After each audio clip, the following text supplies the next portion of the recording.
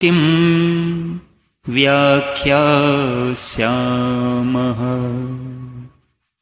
A prelude to the secret of bhakti. Bhakti is devotion. Devotion is the most significant aspect of human life. Life is energy. Life is an infinite reservoir of energy. On the shore of time, infinite waves go on striking. No end, no beginning. Everything is just in the middle. And you are a small, very insignificant wave. You are an infinitesimal seed of infinite possibilities. Seed that has infinite possibilities. Quite naturally, the wave wants to become the ocean, and so too the seed wants to be the tree. Unless the seed blossoms into a flower, fulfillment is impossible. Man is an insatiable quest to be God. Before this, there are many temporary resting points, or we can call these as possibilities. None of these are the ultimate outcome. In the night, you may stay at many places for rest, but these cannot be the permanent abode or the resting place. Never make these places your permanent resting place. These stages, where the seed begins to sprout, it undergoes many stages before it becomes a tree.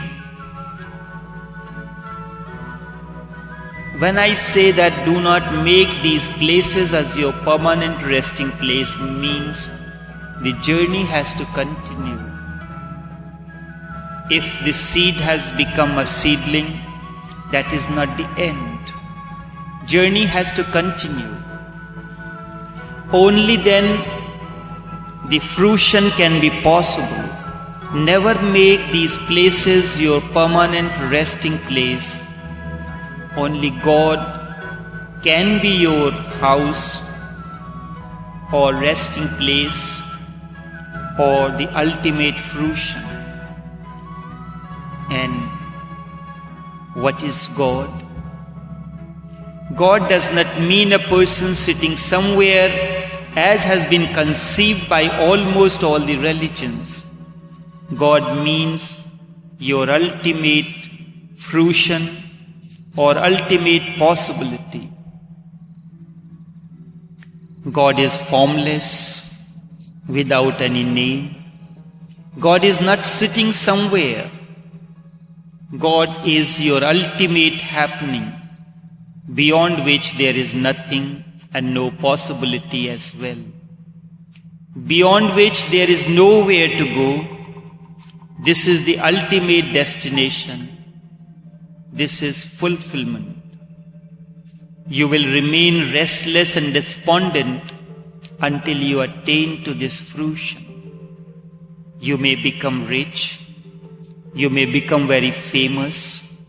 None of these things can ever fulfill you in the real sense. Somewhere, somehow, you will continue to feel that something is missing still. No matter how hard you try to forget this, you will never succeed.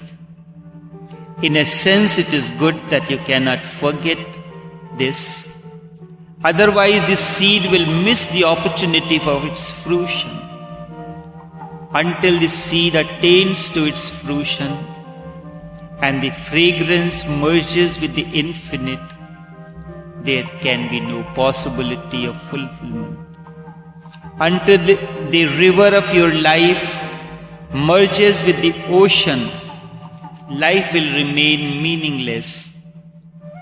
Life will not attain any meaning. And until this happens, even if you somehow succeed, that will be the greatest failure of your life. Unlucky are those who consider such small successes as the ultimate success. Really lucky are those who have the awareness of this. Only such a person somehow understands this. And wherever you attain success, you make that place your resting place.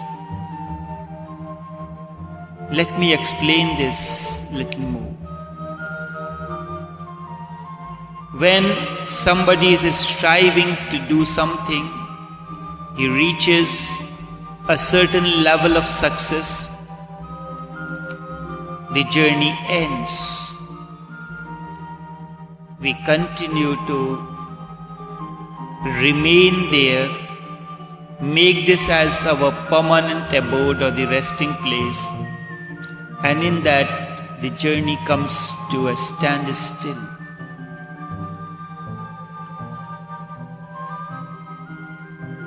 This particular success or happening you consider as the ultimate. The ultimate can only happen when you attain to godliness. That is the ultimate happening. Before the seed becomes flower, it undergoes many stages. But its journey never ends. Journey only comes to an end when the seed becomes a flower. After that, it spreads its fragrance, beauty in the cosmos and then withers away, giving way, paving the way for further continuation of the journey. And whenever you attain success, you make that place as your resting place.